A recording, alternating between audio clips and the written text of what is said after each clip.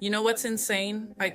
In Germany and Austria, if a company wants to hire from outside the country, they often have to prove they actually tried to hire their own people first.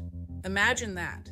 Imagine a government looking at corporations and saying, no, you don't get to skip over your own workforce just because somebody overseas is cheaper or easier to control.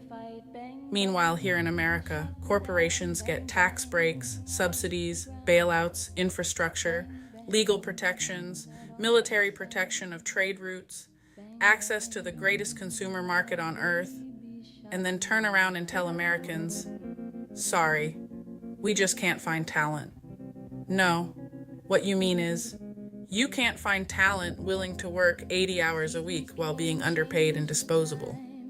There's a difference.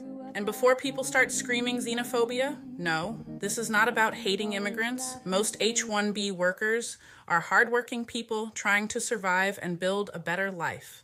The real problem is the system itself. The system was designed in a way that gives corporations leverage over everybody. The American worker, the foreign worker, everybody except the executives and shareholders. Because when a worker's visa is tied to a company, that worker becomes easier to pressure, easier to overwork, easier to silence, easier to underpay, and corporations know it. That's why this entire conversation needs to shift away from Americans versus immigrants and toward workers versus corporate exploitation. If you are an American corporation benefiting from American taxes, American infrastructure, American consumers, American laws, American military protection, and American economic privilege, then your first obligation should be to the American workforce. Period.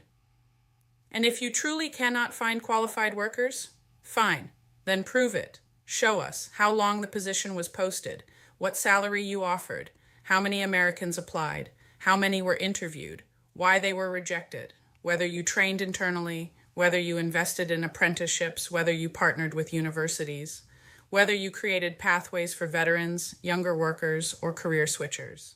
Because right now, too many corporations want the reward of being American without the responsibility of investing in Americans. And here's where people need to grow a spine.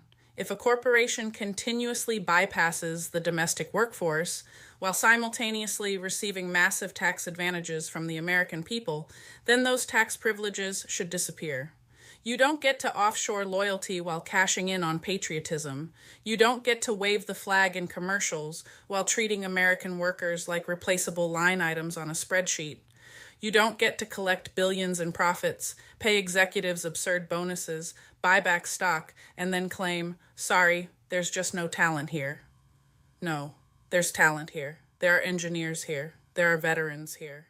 There are single mothers trying to rebuild careers here.